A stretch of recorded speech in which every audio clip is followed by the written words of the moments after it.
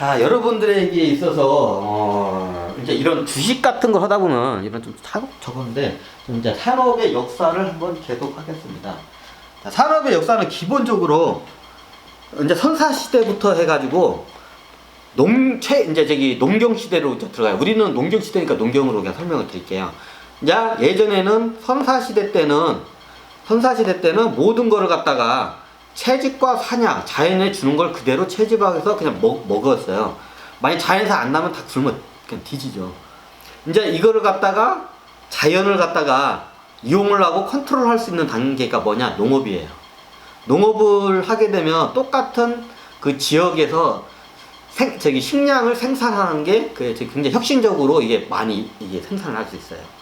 우리 쪽은 농경이고, 그 다음에 유목사에서는 유목이에요.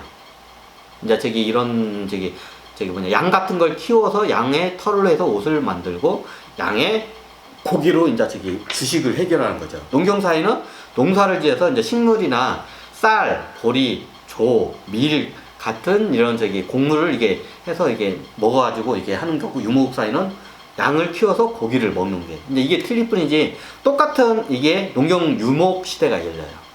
어느 지역은 유목이고 우리 지역은 이제 농경 시대일 뿐이에요. 이제 농경을 하면서도 우리가 집에서 가축을 키우죠. 그것도 일종의 유목은 아니지만 하여튼 가축을 키우는 것도 유목에 가깝죠. 네, 요건 간단히 이게 끊고 나갈게요. 네, 이미 여러분도 이거는 뭐 학교 다닐 때 이거는 이게 많이 이걸 했기 때문에 이제 여기서 한 단계 더 발달하는 게 청동 시대예요. 왜 고라트분에게 예전에 하던 걸 왜 하냐고 이렇게 묻는 분들이 계실 거예요. 이 기본을 알고 우리가 알고 있는 기초적인 역사를 기본을 알고 산업을 그 다음으로 거의 대입을 해서 같이 보잖아요. 그러면 보여요, 안 보이던 게. 그래서 이런 걸 한번 제가 복습처럼, 이미 여러분들이 다 알고 있지만 고등교육을 다 받았으니까 요거를 다시 보고 이제 이걸 갖다 다시 우리 주식의 산업의 그걸 갖다가 분석하는 데서 어떻게 연관이 있는지 한번 보시면 여러분들이 더 이해하기가 쉬워요. 그럼 그 다음은 이게 빨리 갈게요. 그 다음은 청동 시대입니다. 청동은 말 그대로 금속이 최초로 이제 발달돼요. 보통 청동이 먼저가 아니라 그 전에 금과 은이 먼저 발달돼요. 근데 금과 은의 특징이 뭐냐면 청동은 이게 주조를 해서 이렇게 부어가지고 이렇게 해야 하는데 금은은 주조를 할 필요 없어요. 큰 열이 필요 없어요. 큰 화력이 필요 없어요. 그래서 먼저 금과 은을 먼저 쓰게 돼요. 금과 은은 그냥 이런 망치 같은 이런 돌로 막 이렇게 두드려 패잖아요. 그러면 모양이 변형이 돼서 우리가 원하는 전쟁을 하면 투구나 칼 같은 걸 쓸 수가 있어요. 근데 금과 은의 특징은 너무 약하기 때문에 이게 농사 질 때 도구로도 별로고 전쟁할 때 싸울 때도 이게 별로예요. 그렇게 효과가 없어요. 근데 그게 이제 언제 이게 하냐면 금, 은에서 단계가 그 다음에 청동 시대가 돼요. 근데 금은 단계는 별로 큰 효과를 발휘 못하기 때문에 역사적으로 큰 역할을 못해요. 그럼 어떤 역할이냐? 아주 단단한 물질이 나와야 돼. 무기로서, 특히 정복전쟁을 하는 데 있어서 이 무기로서 칼, 창, 활, 촉, 칼, 창, 일단 칼이죠. 칼로 싹 이게 저쪽 부족은 아직도 그냥 돌도끼 쓰고 있어.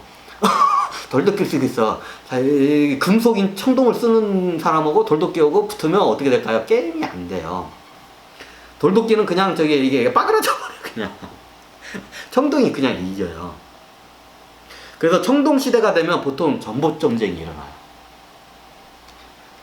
근데 청동을 갖다가 이런 도구를 이게 응용을 하잖아요. 그럼 이게 많이 혁신이 일어나요. 이게 보통 전쟁 용품을 써요. 청동 자체가 귀하기 때문에. 이게 칼, 투구, 창 대표적이에요. 그러면 전복 전쟁이 보통 일어나게 돼요. 그럼 청동으로 농기구 원체 귀한 금속이기 때문에 철기 시대가 돼야 그때부터 농기구로 이제 조금씩 쓰기 시작해요. 철은 흔하게 구할 수가 있지만 청동은 굉장히 금, 은, 동이라고 할 정도로 귀해요. 금은 못지않게. 그렇기 때문에 이게 농사나 이런 용품으로 쓰는 데는 한계가 있어요. 보통 이게 전쟁 칼, 창 같은 전쟁 물자를 만드는 데 써야 해요, 청동은. 그 다음에 철기입니다. 이제 철기의 특징이 뭐냐면 대량 생산이 이제 강해요. 왜냐하면 철광석은 쉽게 구할 수가 있어요. 청동과 타지게. 근데 그 철광석을 암석에서 뽑아내는데 기술이 필요해요. 그게 뭐냐? 네. 저기 청광석을 제대로 뽑아내려면 3000도 이상이 돼야 한다고 하더라고요. 3000도 이상을 갖다가 이게 확 부어야 이제 암석에서 쇳물이 이게 흐른다고 하더라고요. 이게 3000도 정도 돼야. 그러면 예전에 뭐 선사시대 때 이때는 그게 안 되잖아요. 그러면 3000도의 화력으로 해서 그걸 뽑아내려면 가마 기술이 발달해야 돼요. 우리가 옛날에 가마솥 할 때 가마 있잖아요. 네, 그 가마가 맞습니다. 정확히 따지면 그 가마는 우리가 온도를 데피기 위해서 만든 가마고요. 정확히 말하면 도자기 구울 때 그 가마입니다. 도자기 구울 때 그 가마가 엄청나게 높은 몇천 도의 고열로 해서 그거를 해야 이게 세라믹이라고 하죠. 세라믹이 얻어져요. 도자기가. 이게 낮으면 굽는 온도가 낮으면 옛날에 그걸 톡이라고 하죠. 독이나 독이밖에 안 돼요. 이게. 근데 이게 높은 열에다 넣으면 이게 가늘게 이게 잘 해가지고 하면 높은 열에다 부어야 도자기 세라믹이 이게 나와요. 그래서 우리 지구에서는 최초의 한나라 한무제 때 도자기가 같이 발견되면서 철이 그때 처음에 이제 개발이 됩니다. 철이라는 게. 그 철기 시대가 그때부터 열려요. 그 전 시대는 뭐냐? 청동 시대입니다. 그때부터 한나라 한무제 때 이게 발견이 돼서 가마 기술이 발달해야 도자기 기술하고 이게 철광석을 뽑아낼 수 있는 이게 쇳물을 뽑아낼 수 있는 기술이 기본적으로 돼요. 고열을 3000도까지 올려야 돼, 최악. 아무리 못 올려도 뽑아내려면. 그런 가마 기술이 불을 떼가지고 옛날에는 이제 숯불로 하거나 이렇게 나무 같은 거 하다 나중에 숯불이 더 효율적인가 숯불 내가지고 이렇게 딱 띄우자. 그럼 가마로 다 이게 밀봉을 해가지고 싹 하면 그냥 엄청난 고열이 올라요. 그때 쇳물을 뽑아낼 수 있는 환경이 돼요. 이해가 되시나요? 그래서 철기 시대가 그때 열려요. 그러면 철기 산업 시대는 그러면 이게 동양에서 철기 산업 혁명 시대가 이미 열렸습니다. 그게 처음 도화선이 어디서 폭발했냐? 네, 한나라 한무제 때입니다.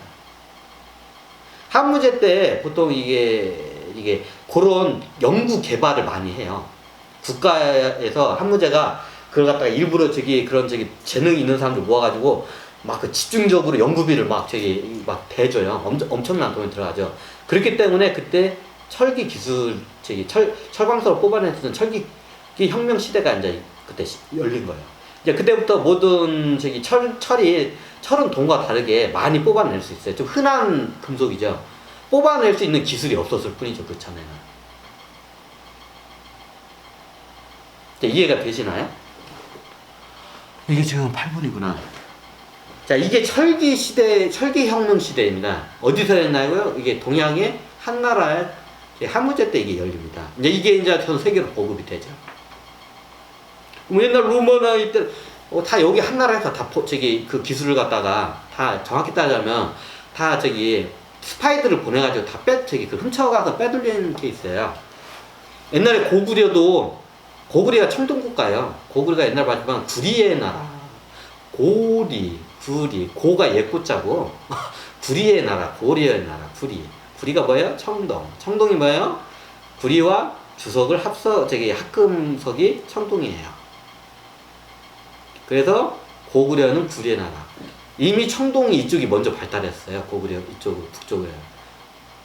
그리고 철기는 한나라 한무제 때 이게 발견이 돼요. 근데 나중에 이제 철기 문화가 딱 나와가지고 전쟁을 한번 딱 붙잖아요. 이게 한나라하고 고구려고.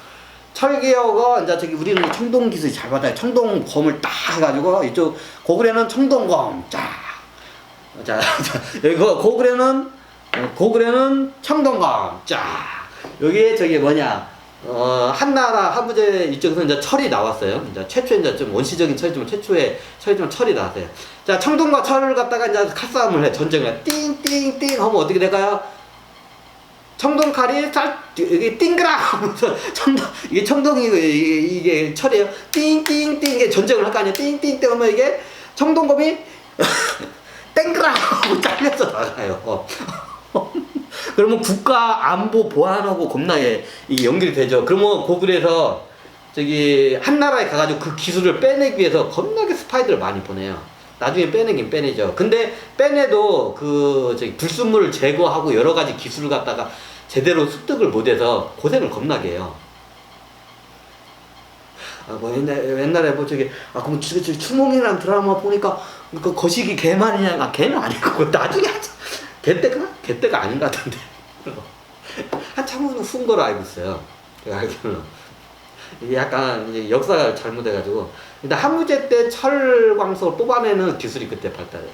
그래가지고 고구려도 오고 이제 고구려 백제가 나중에 이제 그걸 갖다가 어떻게든지 그 기술을 빼려고 모든 전 세계 나라들이 와 저 나라니까 검이 있는데 모든 검을 다 잘라내버려. 청동검이죠.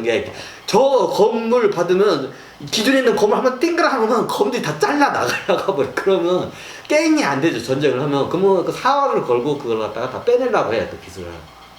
나중에 이제 고구려 쪽이나 이쪽에 가까운 나라들이 그 기술을 빼내고 나중에 그 서역으로도 이제 이렇게 가죠. 인도 쪽으로도 가고 중앙아시아 쪽에 가서 이제 로마까지 그 기술이 이제 전수가 되죠. 이게 철기 혁명 시대입니다. 이제 철기 혁명 시대가 뭐가 이러냐고요. 농기계도 철기로 쓸 수가 있어요. 비싸긴 하지만. 철광석 자체가 흔해요. 청동은 구리 자체가 굉장히 귀해서 그걸 만들 수가 없는데 철 자체는 철광석이 어디 쓰는지 흔하게 구할 수 있는 원자재예요. 근데 구리는 쉽게 구할 수가 없어요. 이게 틀려요. 그래서 철기 시대가 되면 금속, 철기가 더 단단하고 좋아지면서 단점이 녹슬는 게 있긴 하지만 이게 더 하면서 전 분야에 다 옛날에는 청동을 할 때는 무기로나 사치품, 세공 사치품밖에 못 썼어요. 그러면 이게 철로 하면서 농기구나 생활용품까지도 다 써요. 물론 무기는 당연히 쓰고요. 그러면서 이제 생활의 혁신이 일어나요.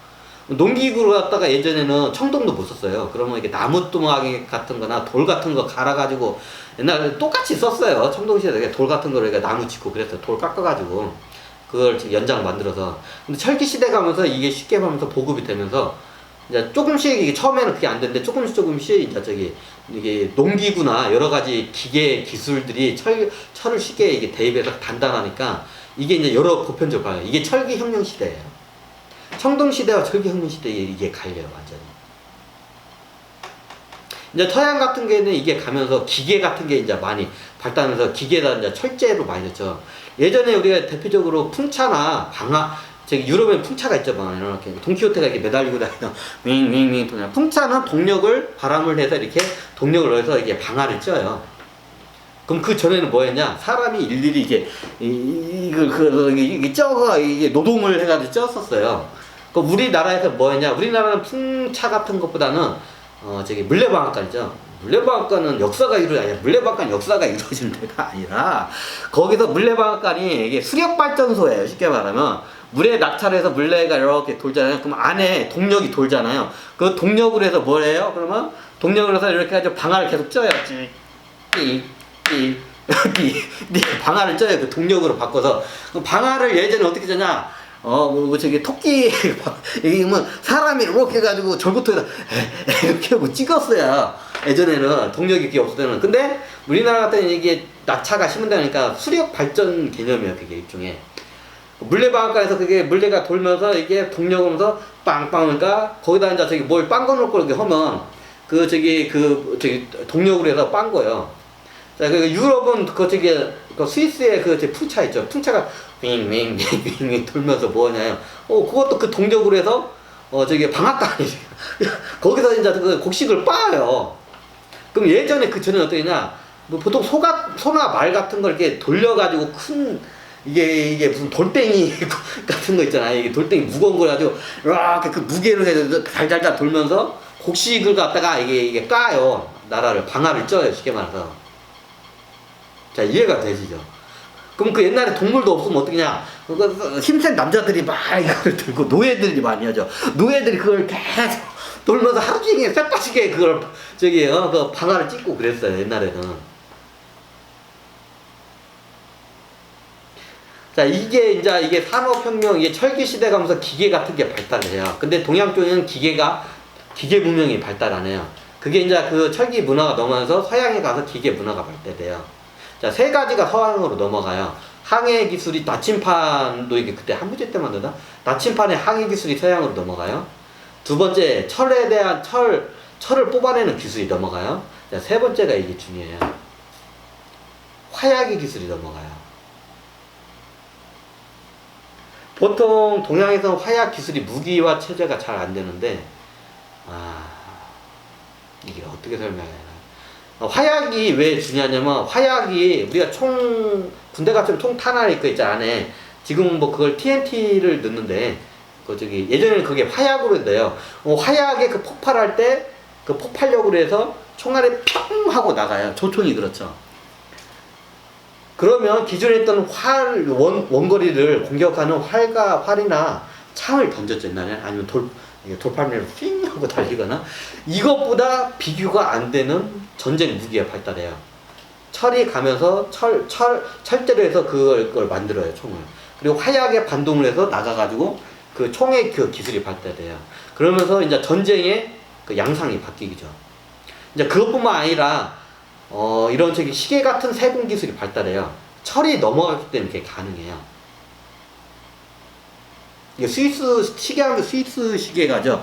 왜냐면 시계 기술이 왜 중요하냐면, 시계가 굉장히 사치품이고 비싼 물건이에요. 무슨 소리냐, 시계 요즘 뭐 전자시계 5,000만 원이면 산다고. 지금은 그렇지만 예전에는 굉장히 귀족들이나 들고 다니는 아주 그 집안채값보다 더 비싼, 집보다 더 비싼 물건이었어요, 시계 하나가. 이제 굉장히 세공 기술이 함축된 그 당시의 기술이었기 때문에 이제 이런 게 서양에는 발달해. 근데 동양에서는 이제 멈춰버리죠. 철기 혁명까지는 일어나고 화약까지 다 만들었는데 거의 멈춰버리죠. 이제 그 기술이 서양으로 넘어가서 어떻게 되냐? 우리가 알고 있는 총도 만들고, 이제 나중에는 기차도 만들고, 이제 공장 해가지고 이런 거 만들고. 서양의 산업혁명이 일어났을 때 처음에 초기에 공장을 어디다 짓냐면, 이게 옛날 우리 물레방앗간 그 위치에다 만들어요. 뭔 소리냐, 물레방앗간이 왜 거기서 왜 나오냐고. 근데 예전에는 동력을 이게 할 수가 없잖아요. 옛날에는 동력을, 그 전에는 말이나 소가 이게 돌고 나면 노예를 해야 하는데, 동력을 자연에서 동력을 쉽게 얻을 수 있는 데가 어디냐. 네, 물의 낙차, 폭포 같은 데가 있을 거 아니야. 물의 낙차가 있잖아요. 그럼 그 물의 낙차로 해서 이게 큰 물레방아가 돌잖아요. 그럼 그게 동력이 공장의 동력을 돌려요. 이제 이해가 되시나요? 근데 여기는 산업혁명이라고 안 해요. 근데 산업혁명이 언제 하냐면, 어디부터 산업혁명이 폭발을 하냐면, 동력의 기술에 폭발을 해요.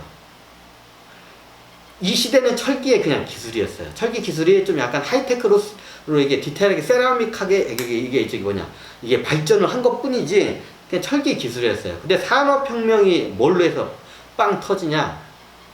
동력, 에너지원의 혁신이에요. 에너지원이 뭐냐?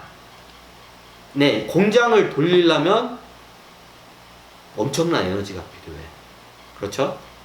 자, 물자를 옮겨야 돼. 무역을 해야 돼. 예전에는 무역을 하려면 노예들이 이렇게 해가지고 물자를 옮겼어요. 왜냐면 육로로 가는 거는 큰 물자를 옮기는데 힘들거든요. 대부분 배로 해가지고 운하로 통해서 이렇게 해야 대량의 물자를 운송이 가능하거든요. 그럼 옛날에는 노예를 하거나 아니면 돛대를 달아가지고 자연의 풍력을 이용해서 그거를 가는 경우가 두 가지 봐요. 그리고 아까 말했지만 이제 항해 기술이 뭐 오면서 발달하냐면, 나침판의 그 기술이 동양에서 서양으로 넘어가면서 항해 기술이 발달하면서, 예전에는 목숨을 걸고 무역을 했어야 돼요. 근데 항해 기술이 발달하면서 그렇게 목숨을 걸 만큼까지는 안 된 거야, 쉽게 말하면. 위험하긴 하지만. 그러니까 물자 유통을 할 수 있는 사람이 많이 늘어나니까 유통이 혁신이 일어나죠. 이제 여기에 더 날개를 다는 게 뭐냐? 네, 우리가 알고 있는 증기기관차, 증기엔진, 증기선, 증기배. 옛날에는 배들이 증기로 해서 동력으로 갔죠. 그 노예도 이렇게 우리 조선시대 때만 해도 다 그 격궁이라고 해가지고 이렇게 하거나 아니면 이렇게 가죠. 우리 동양 하고 있는 동안에 서양에서는 네, 이게 석탄을 에너지로 하면 이때 이제 산업혁명이 일어나요. 에너지의 원이 에너지를 갖다가 효율적으로 쓸 수 있는 게 석탄 에너지 증기 기관이 발달을 해요. 석탄의 발견이 돼요. 검은 에너지라고 해가지고 검은 돌이라고 많이 해요. 석탄을 이렇게 떼니까 나무보다 훨씬 더 효율적이고 더 값이 싸. 썩지도 않고 여러 가지 좋은 점이 더 많아. 그 석탄에 대해서 발견되고 얘가 불이 타. 이걸 갖다가 그 전에 증기가 기관이 있었는데 나무로 뗐어요. 그러니까 비효율적이죠. 이제 석탄을 갖다가 더 이제 이게 하다 보니까 우리가 알고 있는 스티븐의 증기기관차가 이제 나오게 됩니다. 증기기관차는 운송의 육로 운송의 대량의 혁신을 일으키죠. 인력과 자원을 싼 가격에 대량으로 쉽게 유통을 시킬 수 있는 수단이에요. 철도가. 자, 철도. 기관차. 석탄으로 떼는 기관차가 나오면서 운송의 혁신이 일어납니다. 자, 두 번째가 뭐가 증기기관이 나오면 어디에 적용이 되냐? 공장에 적용됩니다. 옛날에는 공장에 하게 되면 자연이 있는 그 물이 흐르는 거기서 낙차로 해서 그 동력으로 했어요. 자, 그러면 그 물이 있는 데다 공장을 재야 돼. 그러면 이게 여러 가지 한계점이 많죠. 근데 석탄을 가져와서 떼기만 하면 돼. 그러면 항구나 이게 쉽게 물자를 왔다 갔다 하는 데서 그걸 갖다가 외국에서 물자를 들여오고 석탄도 어차피 항구 쪽으로 다 들어오니까 항구가 있는 데 주변으로 해가지고 모두 물자 유통이 되니까 항구 주변에서 공장들이 이제 그쪽으로 오게 돼요. 옛날에는 공장이 항구 쪽으로 올 수가 없었어요. 왜? 에너지원이 없었기 때문에. 만약에 하려면 이제 수공업으로 사람이 없어야 이제 항구 쪽이었는데 대량의 동력원으로 해가지고 대량의 물자를 생산하려면 동력원이 있는 물의 낙차가 있는 데서 이걸 돌려야 그게 가능했어요. 근데 이게 스티븐의 증기기관차 이게 나오면서 그 증기기관 엔진을 갖다가 공장에다 대입을 해요. 그 공장을 동력을 이제 석탄으로 해가지고 증기기관으로 돌려버려요.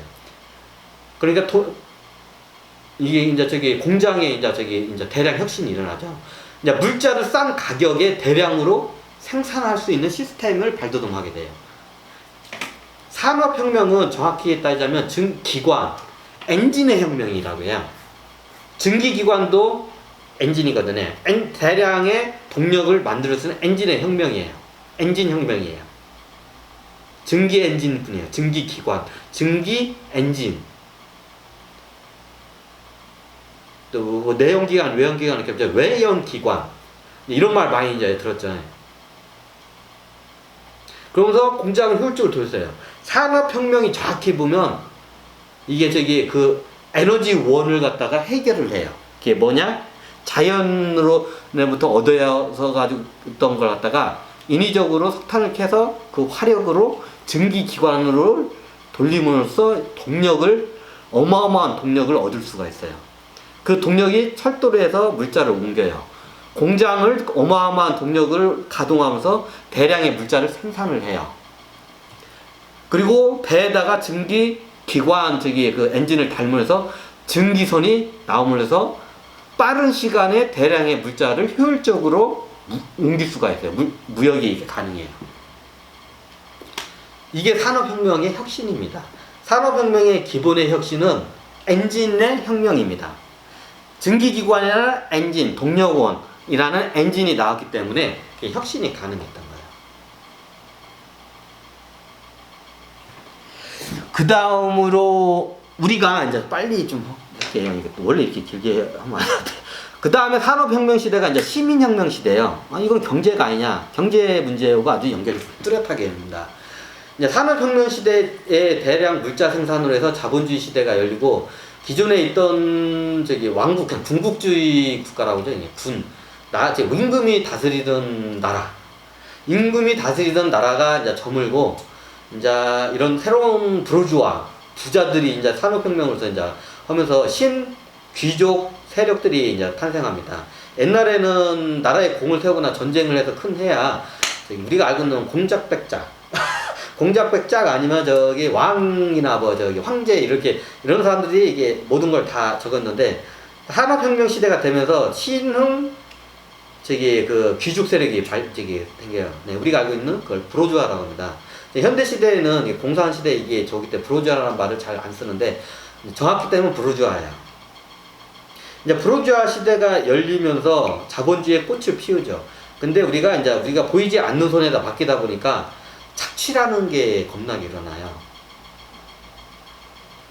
이건 나중에 제가 이게 정치적인 것과 경제적인 것 같이 연결해서 역사를 같이 연결해서 이걸 해야 하는데, 시민혁명은 자본주의의 신흥 귀족의 부르주아에 등극하는 그 혁명이에요. 시민혁명이 엄밀히 따지면. 아니 무슨 소리냐고 국민들이 그렇지가 않아요. 그건 나중에 역사를 제가 할게요. 이제 그래서 나중에 문제가 되니까 부르주아로 해가지고 빌립빔 너무 갈라지니까 그 다음으로 사회적으로 이제 그 경제 시스템을 바꾸자. 정치 시스템이 아니에요. 우리 사회의 경제 시스템을 바꾸자. 그래서 나온 게 막스 앵겔스의 막스 앵겔스의 그 사회주의에 대한 이제 그게 이제 나오죠. 이제 그게 그 이념이 나오는데 그 당시에는 그 사람들은 그걸 갖다 실행을 못하지만 그걸 갖다가 이제 만들어두니까 후대에 이제 러시아 같은 데서 이제 1차 대전 때 이제 저기 소련으로 해가지고 이제 저기 공산화 국가로 이제 다들 이제 이게 되죠. 이것도 시민혁명입니다. 우리가 알고 있는 시민혁명이 자본주의 부르주아가 이룬 시민혁명뿐 아니라 단계적으로 나중에 이제 프롤레타라고 하죠. 일반 국민들도 같이 참여를 하고 우리도 같이 먹고 살자 하고 이렇게 일어난 게 이제 공산주의 혁명이에요. 그게. 정치 시스템이 바뀐 게 아니라 경제 시스템이 바뀐 거예요. 산업이 바뀐 거예요. 공산산업혁명이라고 돼요. 천신들 그걸 갖다가. 공산산업혁명. 사회주의가 아니라. 공은 공평하게 나눈다. 자산을 공평하게 나눈다. 이런 의미로 생각하시면 돼요. 그 공산. 근데 이게 문을 닫았죠. 자, 그거에 대해서 나중에 역사를 할 때 이제 설명을 드리고요. 이제 이런 시민혁명의 시대가 열리고, 이제 중간에 중국은 여러 산업혁명이 있는데, 이건 그게 좀 짜잘부리한 거고, 이제 큰 통으로만 이게 몇 단계를 보면, 그 다음에가 정보통신혁명이에요. 네, 지금의 시대입니다. 지금의 시대가 정보통신의 혁명의 시대입니다. 자, 유튜브가 겁나게 이렇게 해가지고 사람들이 어디서 볼 수 있어. 핸드폰으로 영상통화 귀찮아서 안 할 뿐이지 영상통화도 다 못해. 내가 원하는 지식, 네이버 지식에 있어. 요즘은 유튜브에 보니까 강의 같은 게 검색만 치면 내가 원하는 강의나 정보들이 쭉 나오네. 정보통신의 지금의 혁명 시대입니다. 옛날에 IT 전화기도 있고, 그때는 이제 초입 단계 이제 시대이고요. 이제 이게 폭발을 하는 시대가 뭐냐면, 유튜브나 페이스북, 그리고 이런 앱, 정확히 따지면 앱 같은 게 많이 나오고, 이런 컴퓨터를 쉽게 항상 이게 휴대를 할 수 있는 그 시대, 네, 스마트폰입니다. 스마트폰 시대, 앱 시대. 유튜브도 앱이죠. 구글, 네이버, 페이스북, 인스타그램, 요즘 틱톡, 별의별 게 많죠.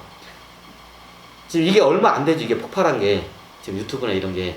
이 시대가 정보통신혁명의 시대입니다. 이 폭발하는 시대가 딱. 그래서 지금 제가 간단하게 선사시대 때부터 지금 현재의 정보통신혁명의 시대까지 우리가 간단하게 한번 이걸 봤습니다. 이걸 알아야 주식을 할 때 그 산업에 분석하는 거를 기본적으로 여러분들이 인지를 할 수가 있어요. 네, 감사합니다. 여기서 산업의 역사에서 선사시대부터 정보통신혁명 시대까지 한번 알아봤습니다. 네, 감사합니다.